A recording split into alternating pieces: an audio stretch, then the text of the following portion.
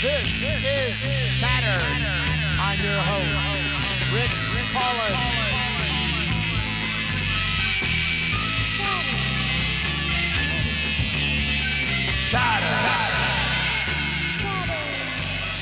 Hello, my name is Rick, and welcome to Chattered.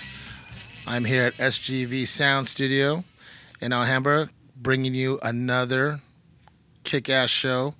This week we have Tony Valentino from the legendary 60s band The Standells. Now, this was a real treat to have Tony on the show. I met Tony years ago through Rodney Bingenheimer from K-Rock, who's now on Sirius XM on Little Steven's Underground Garage station. And I remember being so excited to meet him. I was a huge Standells fan, still am. They had so many cool songs. And we became friends, and he came in here a few times. He recorded here. He came in with Clem Burke on drums and did some of his original material. I remember we had this fuzz pedal, and it was an original 60s Gibson Maestro fuzz pedal. And he's looking at it, and he's like, you know, that's the pedal I used on Dirty Water. And then he started playing the riff with that pedal, and I swear it sounded just like it. I got goosebumps all over my arms. It blew me away. So I wanted him on the show for a long time. We've collaborated with him on a few things, and we had our all-star band, in-house all-star band, no-star band, jam with him. So we did 2 songs with him, 1 original, and we did Good Guys. Sometimes Good Guys Don't Wear White. So sit back and enjoy the interview. And if you like what we're doing here, please, if you can, hit the like and subscribe button now. And please donate to our Patreon. We're doing this because we got nothing else to do and we're broke. And we like to, we're alcoholics. We need booze. Thank you. This is Shattered. Tony, hey. Thank you for being on my show. We just had a nice little jam session. Sure. We just played 2 songs, one of your new songs. And we had an all-star band. Cool. We had Len on drums, Steve on keyboards, Mark on guitar, second guitar, and myself on bass. Mark Balgraff, he plays with the Seeds and right. Stranger Things. Yeah, good. There were Strangers in a Strange Land. We were in Kansas City together. Yeah, I remember him playing. He's a good guitar player. That's what he was telling me. Really cool. He was saying that Daryl Hooper came out in a coffin. Yeah, that was great. It was for Halloween. It was Halloween night. That was funny. That was incredible. Anyway, we're talking about Daryl Hooper from the Seeds. From the Seeds. He's the last surviving member of the Seeds. I did a show with the Seeds over there in Kansas City. The last show last year was something like that. It was fun, and then Daryl requested he's going to come out in a coffin, so they arranged that. That was funny. Oh, that's great. It was a riot. I love your shirt. I love your Beatles shirt. And I got the Beatles, yeah. The Beatles, let me tell you, the Beatles. Unbelievable. What an incredible. I'm telling you, when I first heard the Beatles, like I Want to Hold Your Hand, I think it was, I was in shock, I go, oh my God, when the hell are these guys, And I was like, really sure. I go start playing guitar some more, Were you in Italy when you heard that? No, I was here. You were here? I was here. And then I got a little story to tell. Because of the Beatles, of course, when they came out, the American bands, we had no idea. Then you started, like there was bands like Louie, like that. But there was nothing like the Beatles in America. Yeah. Of course, we had James Brown and the blues, and that's about it. Just the inner of the American USA music. Yeah. No outsiders until the Beatles came out, and that was like a wake up for everybody. For me, at least, that I was like, the Beatles, the harmonies and the guitars and George Harrison and everything that they did was like fantastic. Were they your favorite band from England? Yeah, from England. Rubber Soul, right here. I have a T-shirt. one of the best albums ever, the Beatles. When we were playing just a minute ago, were you wearing a different Beatles shirt? You had a different shirt on. No, this is the one. Oh, I thought you had another. Rubber Soul. Oh, I thought you had an outer shirt that had another Beatles shirt. No, it was this. Well, I like your SpongeBob this shirt one, too. Yeah. All right. SpongeBob, yeah. Makes the Beatles the SpongeBob. The guy who's the voice of SpongeBob, Yeah. his name is Tom Kenny. I met him at Kenner's with Rodney. Great guy. Rodney. He has a until soul. this He has a meeting. soul review band. Yeah, And right. they play right down the street here at Oh, a place really? called the Barclay. Oh, cool. And they're amazing. He's got backup singers. And a Oh, full yeah. I met him with band. Rodney at Kenner's. I got to bring you to come hang out and see him Yeah, play. tell Maybe him we'll I play a say show hi, together. yeah. All right. Sure. So when you came first came here to the States, how old were you? I was 17. Okay, so you were a little older then. I lived in Italy for 17 years. Oh, I see. In Sicily, up in the mountains, with a goat and cows. And I saw the picture you No posted electricity. recently. A family member sent you a picture oh, of this your is my house. sister, yeah, Angie. She said, The house you were born in. yeah, right there. And that's in Sicily. It was incredible to come from there to here. Yeah, It was a trip. I mean, I wanted to come to America.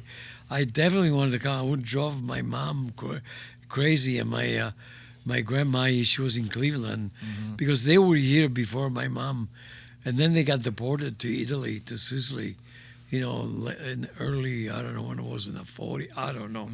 But anyway, then, so my mom, she spoke a little English in my town where I was born, and always there was this America, that was circling around my mind, that my mom was in America, and she was talking about how, they have the root beer, and we had no idea what could, what root beer was, and she kept on saying about that, but and the chewing gum, the chewing gum. America famous, like thank God to America, because like in the 60s, the 50s.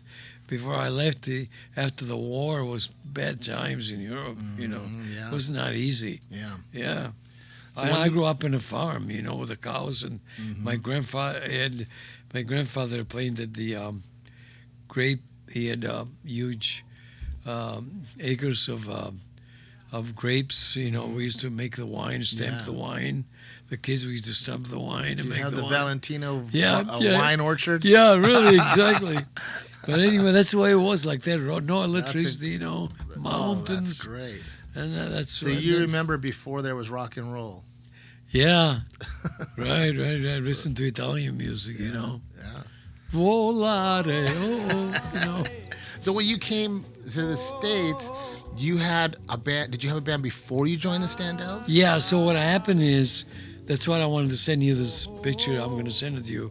First band that I was in. So I was at Vendy Camps. I was working. My uncle gave me a job there. I couldn't speak English. It was funny. The first night they put me to work was one of those conveyor belts, and all this roll things would Like I come Love down. Lucy? And I was just like, I would just die. Everything went on the floor, I couldn't keep up. It was funny. Shows. When I saw that episode, I go, that was me, when I first started at Vendy Camps, bakery, And then from there, I was allergic to flowers, so I requested to move into the ovens department. So when I moved there, I met this guy named Jody Rich. And after a couple of days, he goes, yeah, I play a little bass. And I go, yeah. I said, I play a little Italian. Yeah, I played guitar. And then he goes, yeah, let's start a band. He was like really kind of strong guy, with a power, we will do it, He's driven. Yeah, driven guy, exactly. He reminded me of course, he was a little guy. He reminded me of the famous French Napoleon. He reminded me of Napoleon. He looked like him too. So he was playing bass. So we were hanging out at my house in Hollywood on Harold Way, and so rehearsing. And we met this guy named Lanny Duncan. He was a singer. We need a singer. So we met him, and then we started a band called the Starlighters.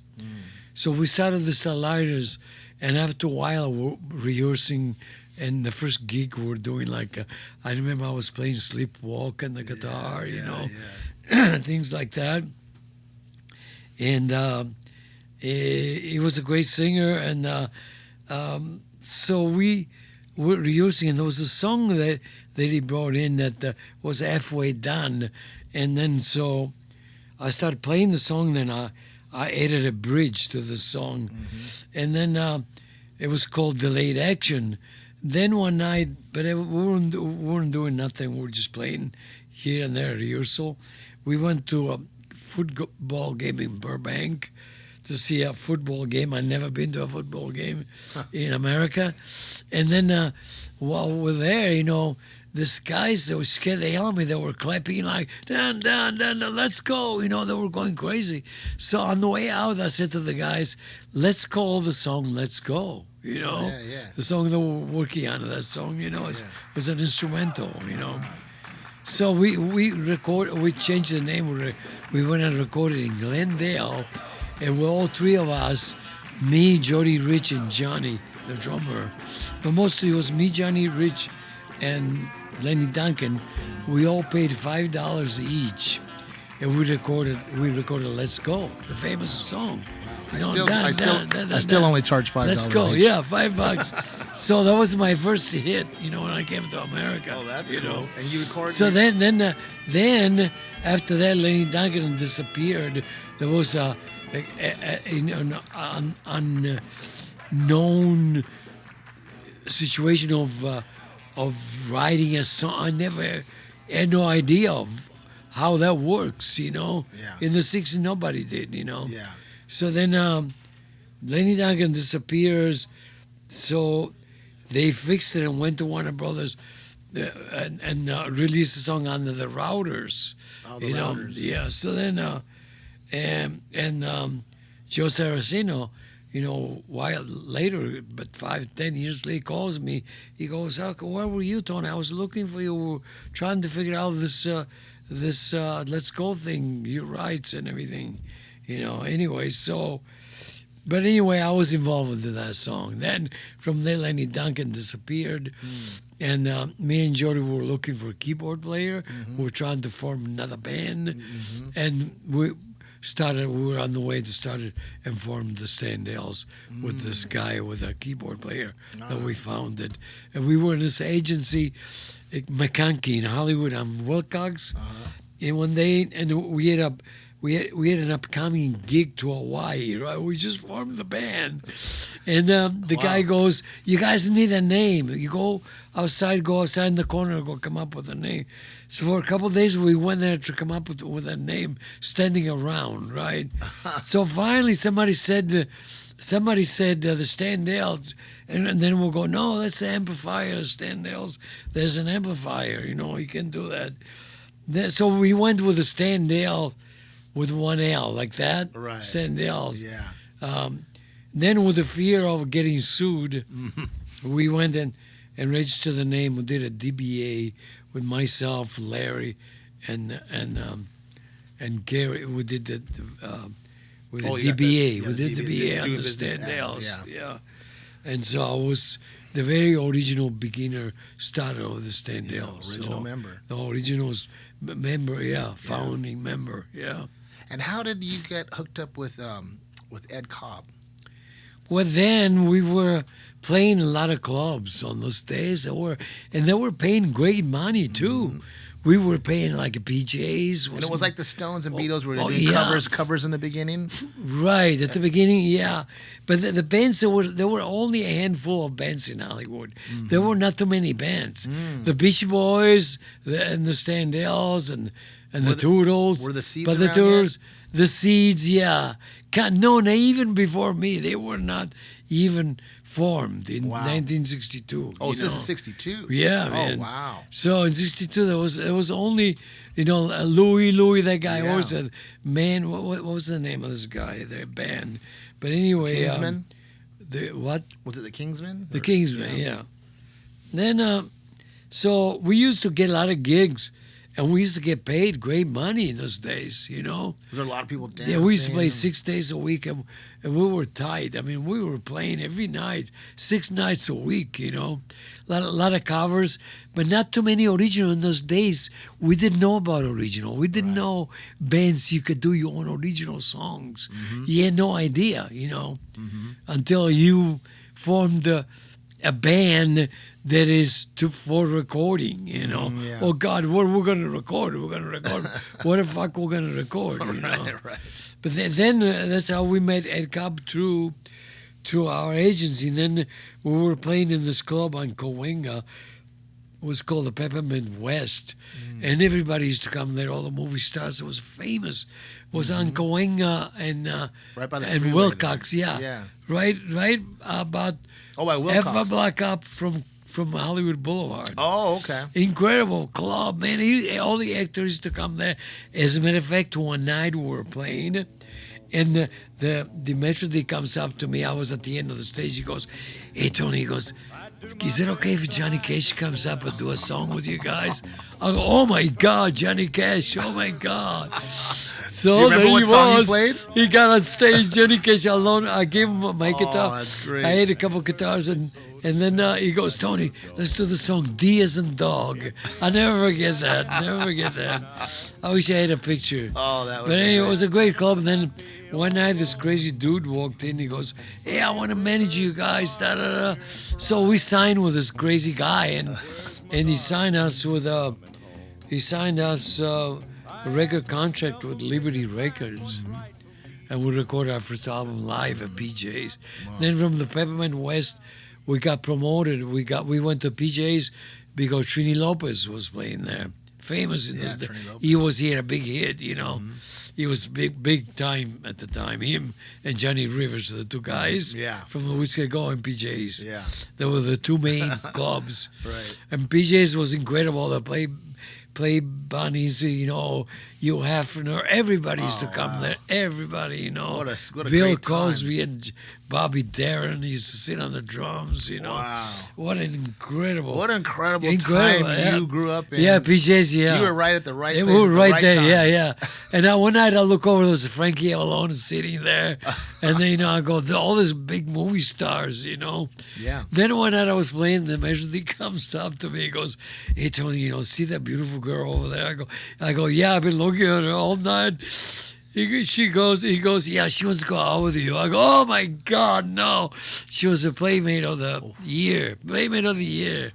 Amazing. Do you remember what year? It was maybe 1965. I'm gonna look her up. I want to see what her Yeah, says. Judy. Her name was Judy. I never forget. Oh, are you kidding? Out motel the first night. The No-Tell Motel. Motel 6. Well, I mean, you there know. must have been so many God. beautiful women around. Oh God, it was, And, it you was know- insane. It was like wow, the days of the '60s. Were you kind of a one woman kind of guy, or were you? No, did it was you play hard. the field? It was too much temptation.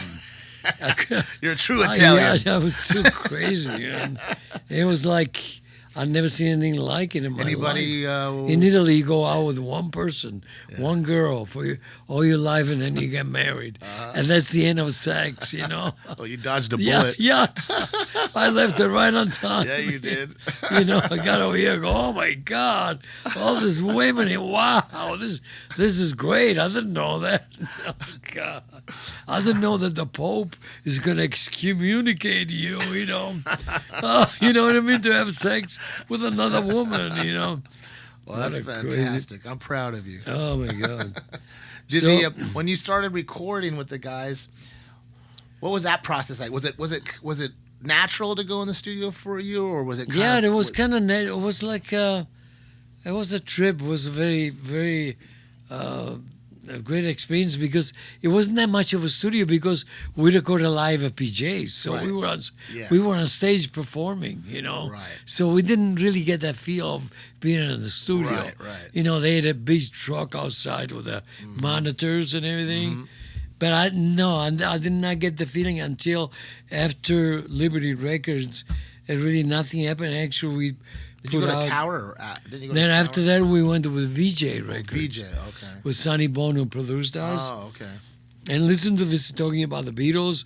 We signed with VJ Records, and when we went to sign I never forget. We went to the office, and the secretary goes, "Go through that door right there as the president." So we went, sat at the desk. He comes to the president behind the desk. He met us. Hey, great! I'm so glad. I'm going to sign the Standells. You guys are exciting. And he goes, "I want you guys to know that I just let these 4 guys out of the contract from England." I'm going, the hell is that? And the girl goes, "The Beatles, the Beatles." They let the Beatles go to sign the Standells. Oh, wow. Can you believe that? Wow. On VJ Records. That's incredible. I swear to God, that That's was incredible. a true story, man. Wow. He goes, "I just let the Beatles go, you know." Well, we were talking about, I remember you came in the studio and recorded here with Clem Burke. And we were sitting in here, and Clem was asking you a lot of questions, and you told a great story about when you got Standells tour with the Stones. Oh, yeah, that was great, yeah. Can you tell that story when you're on the plane with it? Yeah, Clem Burke. Because people don't know that you right. cut hair. Yeah, oh, yeah, that was funny. Yeah, Clem Burke. I told Clem, Blondie's drummer, right? Yeah, Blondie's, yeah. Clem Burke, the good old Clem. Good old Clem. That was fun that day, anyway. Yeah, he's a great guy. Great drummer. Oh, fantastic. Anyway, yeah, so I was on tour with the Stones. I never forget one night we were playing in Pittsburgh. And we were at this hotel, and Bill Wyman, we were upstairs in the terrace. Mm-hmm. It was warm nights, it was in the summer. And Bill Wyman goes, I got my hair, I got my... I go, I got a scissor. I used to take my scissor with me all the time. Yeah. The scissor and the comb. Yeah. Because my sister was a hairdresser, my whole family, So I go, I cut your hair. So, and he goes, okay, great. So I went and got my scissors out of the suitcase in my room. I went back up. And I started cutting his hair. I cut his hair. I said, "Oh, get out!" If you're gonna save that hair, it'd be worth a lot of money. God, that was incredible. Yeah. And then you were telling us about flying, because you guys toured with them for what, like a month? Yeah, And yeah. it was. We went to 34 cities, something like that. Wow, About that's a long month tour and a back half, then. something like that. Yeah. And were you guys flying? Including Canada. Did they have their own plane? Yeah. So you were on the Stones plane? Yeah, one night they started fire. What? We used to play cards, and big pot. At the end, I think it was Keith and Brian Jones, and it was a huge amount of pot. And he got pissed off. He got a light and started a fire. Man, Brian or Keith? Fire. Brian, Fire. Keith. Was it Keith? Yeah, it was. Yeah, I'm pretty sure it was Keith. I'm pretty So sure. that was. I think you were telling us before that was Brian's last tour. Too. Yeah, definitely. Yeah. Wow. Yeah. That's incredible. Yeah, it was crazy. So you guys got along great. Yeah, it was great. A great tour. I mean, a lot of excitement. It was a challenge. It was funny. You guys in the Stones. Yeah, it was together. incredible. I remember when we played in Boston. The funniest thing, when we played in Boston, we came on and the people went crazy because of dirty water, and it started to rain too. I'll never forget that night. And we came in with the limousines, escorted with the lights on, all the police. It was crazy, Wow, that's amazing. So we came on and people went crazy. And the funniest thing is when the Stones came on, they didn't get that much applause like we did. Yeah. It was amazing in Boston. It was the only town that happened. Yeah. Well, people forget too. Like back then, just because the Stones are so have had this long career, but a lot of the other bands at the time had just as much fervor around them when they played, and people would go crazy for a lot of the bands. Seeds, Standells, Electric Prunes, all those guys at that time. But did you have a favorite era for the Standells that you liked, where you had the most fun in the band? Or Well, it was great. The 60s were 64. Before we went on, when we used to play in clubs like San Francisco, was and then the movement San Francisco we played a lot, and I met there the Bro Bramos, all the San Francisco movement, it was great. Yeah. In San Francisco, it was great. Oh, that's great. And then we hang out in San Jose, and then we played in San Francisco. It's called Tiger Go-Go at the airport. It was another incredible club. But the club, then after that, when we start touring, it was interesting. It was different. Did you guys do a lot of touring? Yeah, by ourselves. Then we did a crazy tour with with Dick Clark production, where the action is, with Paul Revere and the Raiders. That was a crazy tour. Oh my God, that was funny. That was an incredible tour, really great. It was. We had a great time on that. How about all the you guys also did a lot of television? Yeah, a lot of TV performances. work. You can find it all on YouTube now. Because then we got signed with Greengrass Production. Was Seymour Heller? He used to manage Liberace, so he had a lot of connections. Liberace and Regis Philbin, famous. He became Regis, he became famous. You know. yeah. It was his brother-in-law. Ah. So through him, to Seymour Heller, we got the Monsters. To get to be on the Monsters. Oh yeah, what was that like? That was great. It was like I was a dream come true because in the '60s that was a show to watch. That and what was in those days? There was that Monsters. Get Smart. There was Get Smart Get in Smart, those days. Yeah, and Laughing. Laughing. But that was different. Yeah. But that's what. How did the band come to an end? Well, Dick Dodd decided to quit one day. He wanted to do his own album. Actually, the guys from my production company, they took him aside and go, "Hey, Dick, you don't need the Standells. Those guys, we're doing a solo album." Those guys in those days we didn't know that you could do a solo album without a big deal. Everybody now did a solo album. Right. I mean, you know what I mean? Yeah. I mean, the Beatles, Paul McCartney did it all. But in those days, it was like a crime. So they broke up the band. We couldn't find another Dick Dodd because he sang on Dirty Water. Yeah. And we found, looking around, we ended up with this guy that he was incredible musician. What was his name? Different style guy from the Standells. We were nice and neat with the suits, you know. Yeah. And we found, what was it? Little Feet. Little Feet. Little Feet. Yeah. What was the guy's name? Oh, the singer? The singer, yeah. I can't remember. Lloyd George. Oh, No, okay. not Lloyd George. Something like that. George, something, yeah. I'm not sure. I don't remember. Yeah. But he started singing with you? Yeah, he sang. He was playing the sitar, you know. Oh, okay. Did you guys get more like psychedelic at that point, or did your sound Yeah, change? kind of. We're trying to replace Dick Dodd, but it didn't happen. There was like then Larry quit the band.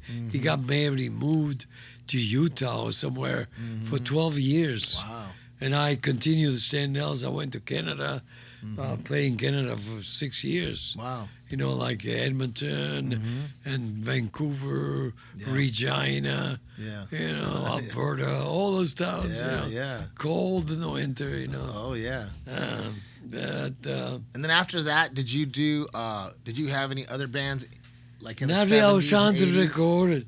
Yeah, I was recording on my own. I was doing a lot of recordings. Did you always have a home studio? Yeah, actually, I met Larry. I met what's his name? My ex. Hold on, I cannot remember now. Anyway, yeah, I ended up doing a solo album thing, recording. Anyway, I met Ray Leonard he used to be the main engineer at Sound City. You know, everybody was recording there. Yeah. Tom Petty, Georgia, everybody was there. And then we ended up buying a house together. And so he helped me to record a lot of songs. We used to go there like 3 o'clock in the morning when everybody left. Yeah. And we used to record until 6, 7. You're still a night owl. Yeah, and then we would go to sleep, Yeah. People would come by with the Coke, Yeah. The 80s, everybody. Lot of cocaine. Even the janitor had Coke. Everybody. Oh, yeah. Everybody was eating this. I went to get my taxes done. The guy goes, "Hey, you want to?" Sure. The hairdresser, everywhere he went was like crazy, in the 80s. Yeah. Everybody was in, you know. What a days. Back in the Standells days, were you into any drugs back then? Or? Not really. No, not in the. Not when we had dirty water out there.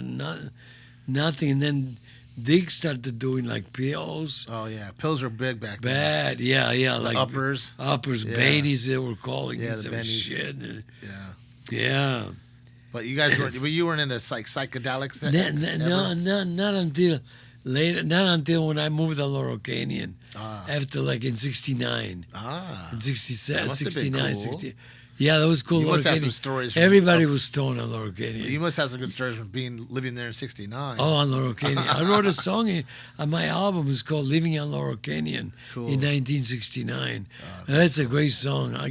I got it. It's almost like Bob Dylan. Yeah, but if you don't know, people out there don't know. Tony just released an album. Like what was it? 6 months? One was on. I have it on vinyl. Yeah. Oh, that's the. You're talking about the one with. You're on the cover. Big Stir Records. Yes. That one, okay. Yeah, that one is doing pretty good. And then I did one on my own. Mm-hmm. It's called Suitcase Full of Dreams. Mm-hmm. And there's that song is in there, Living on Laurel Canyon. Yeah. It's online. I mean, that's on CD Baby. I got it on, on the e-music, the stores, Isn't that where the Roadhouse was, the famous Roadhouse on Laurel Canyon? On Laurel Canyon, there was the Laurel Canyon. Everybody was there, like the Doors. Jimi Hendrix lived there. The Mamas and the Papas, the Three Dog Night. I mean, we were all there. Neil Young.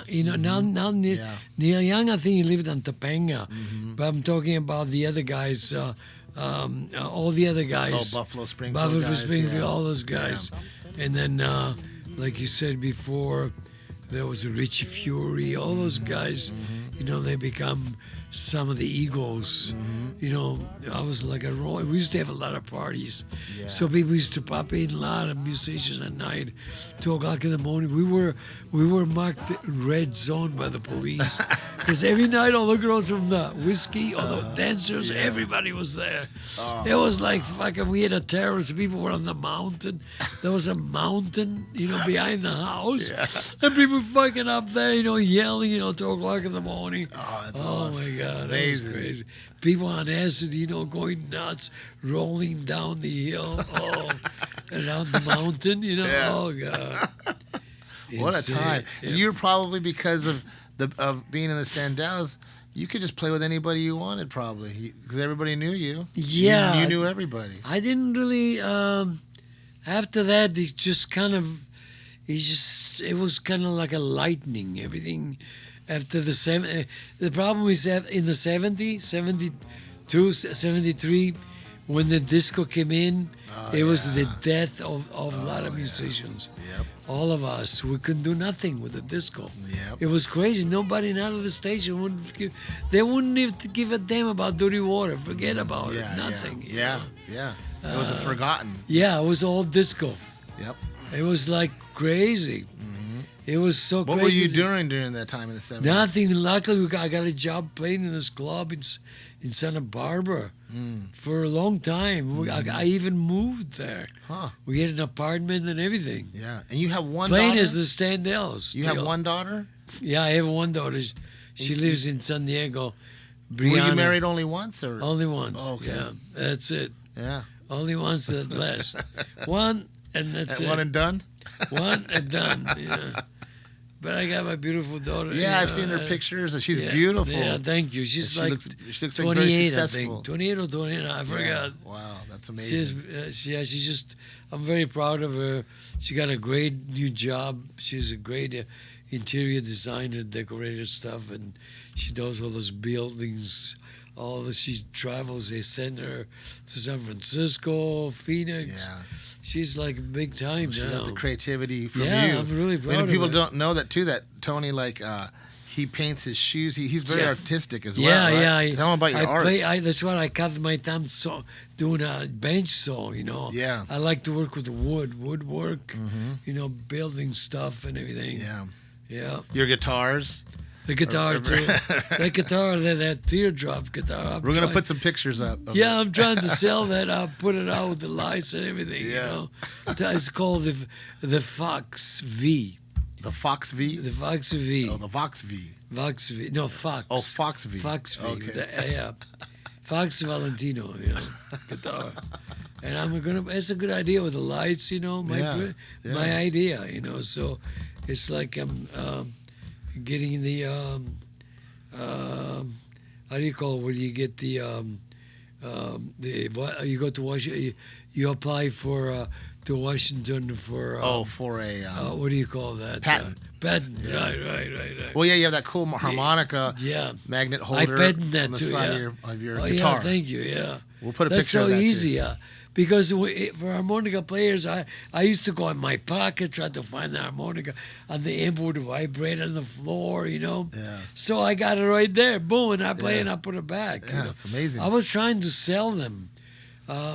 Maybe we could sell them That's together. not a bad idea. Maybe you can help me. I'll show you. We'll take it to NAMM. Sell them. Yeah. Yeah. Tony Valentino's And you get a percentage. harmonica holder. Yeah, I got it. I send you a picture. 10% of I your got it action's on good my enough for phone. me. Yeah.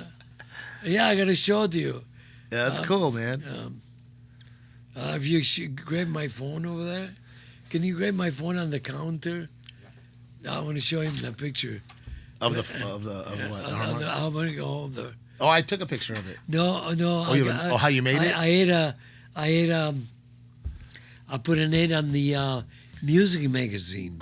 Oh, cool. Yeah, it was big page, one page. Oh, that's you cool. know? And Did you get orders? people started, at the time, I was going through some changes and craziness. Yeah. I couldn't handle it.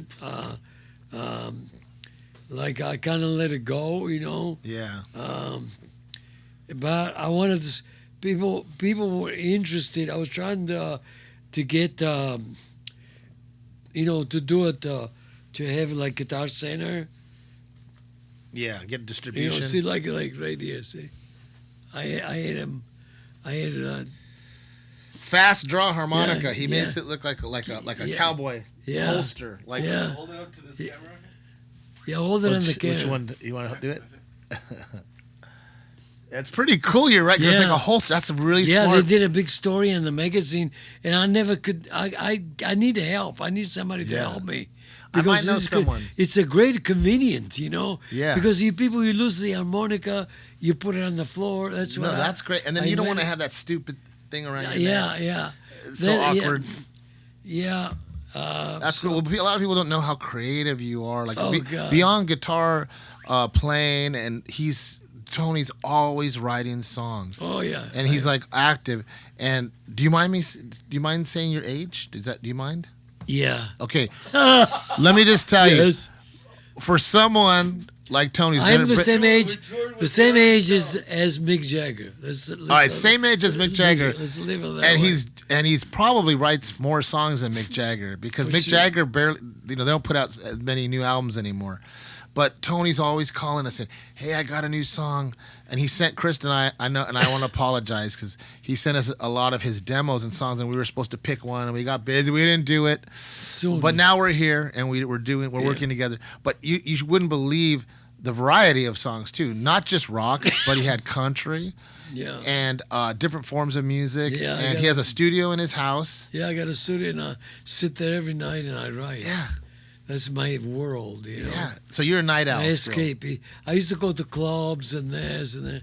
I go forget about it. It costs too much. And Well, Tony, it's you're too much you're an inspiration Yeah. to us all because when Yeah, I thank think you. about you, and when I feel like I want to give up or I'm frustrated Yeah. with music or things just aren't happening, and I think about you and I go, "Fuck that!" And I swear to God, you could ask my friends.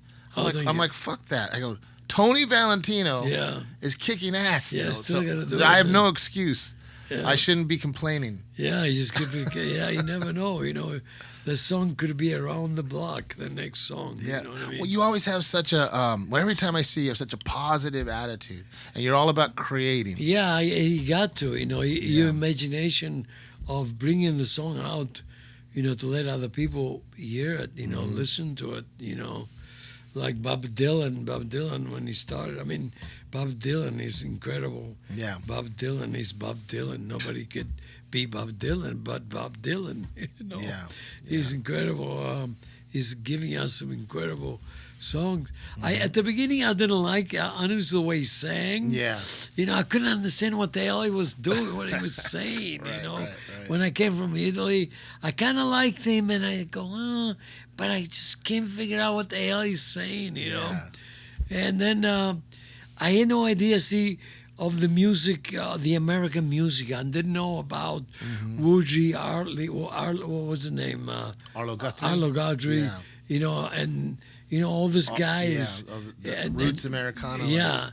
I didn't know because I was in Italy. I didn't know about the history of all this music, And that must have been a shock for you because then you had the blues. And then it was like most Italian music, with the accordion.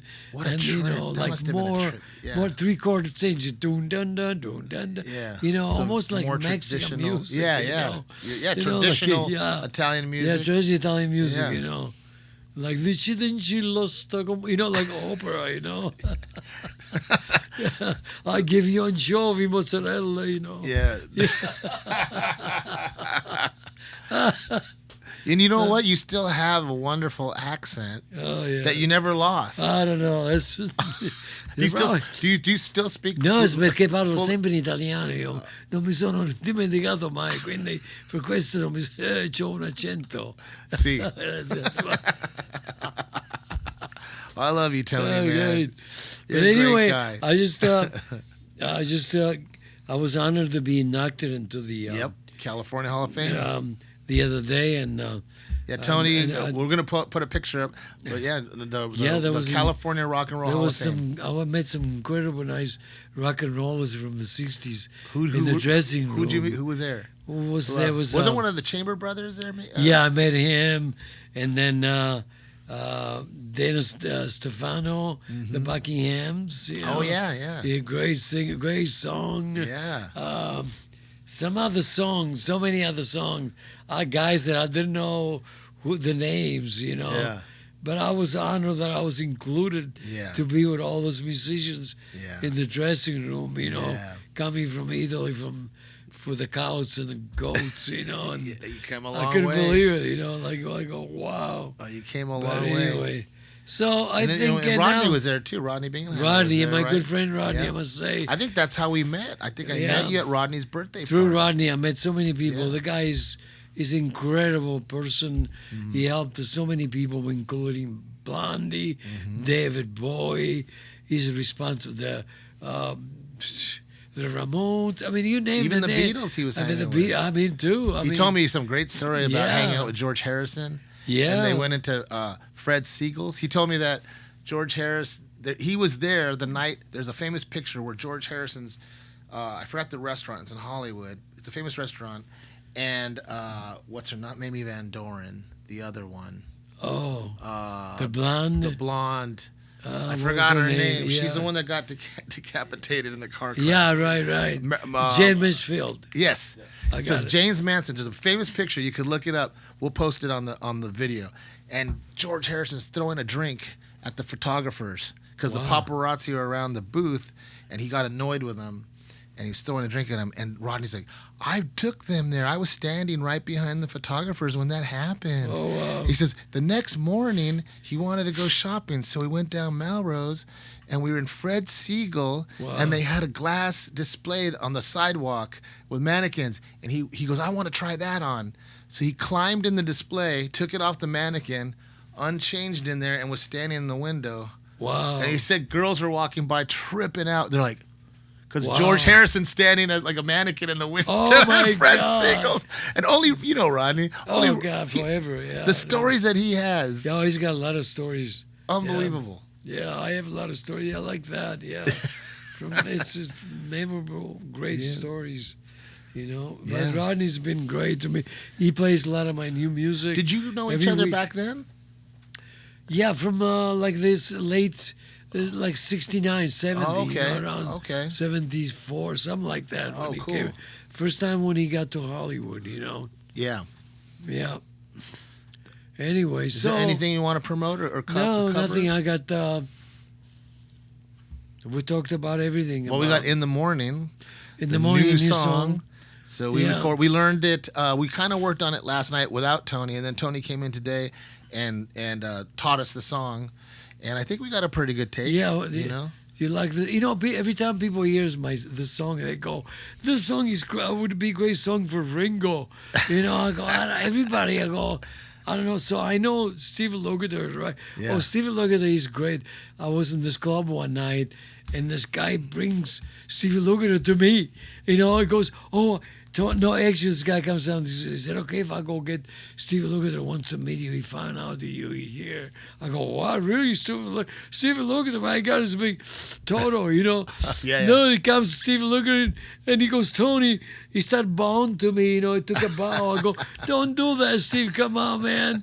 You big guitar, great guitar." He goes, "No, really, if it wasn't for you playing that riff on Dirty so Water cool. that you wrote, I would never learn how to play guitar." Oh, it's so cool. So he says that all the time, No, it's so we, cool. We communicate once in a while. That's yes. very cool. Yeah. When you were in here before, I pulled out a Gibson Maestro Fuzz, and you played the riff in the other room there, and I stopped, and the hairs went up. I got goosebumps because he's going, and then I go and he goes, "This is the same pedal I used, the same brand I used on the song." Yeah. But it was just to hear it from the actual person playing the right fuzz, and I was like, I just got goosebumps. Wow. It was amazing. I'm honored. You guys are great. Oh, we love the you, band man. was great. I'd like to thank you for putting this together. I know we've been trying to do this for a while, but Yeah. I've been writing and recording almost every night. I recorded with this famous pedal steel player. Her name is Andre With, and she was on tour with the Zucchero, famous Italian artist, world cool. artist. He was in Havana, Cuba. He did live. Oh my God, great!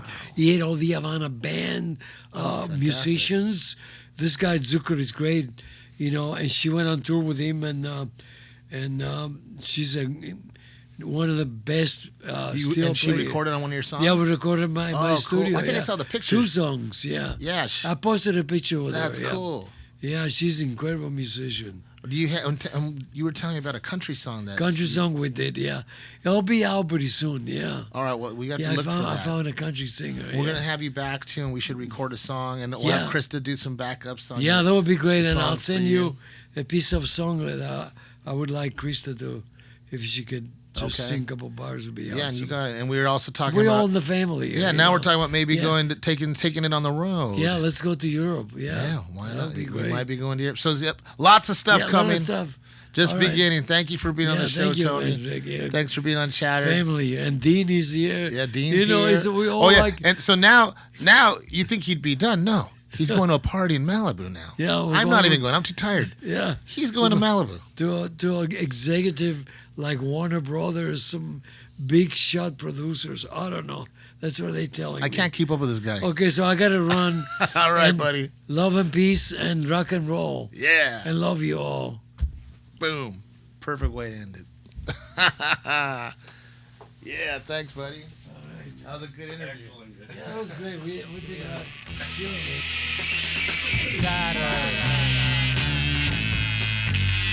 This is Chatter. I'm your host, Rick Paulus.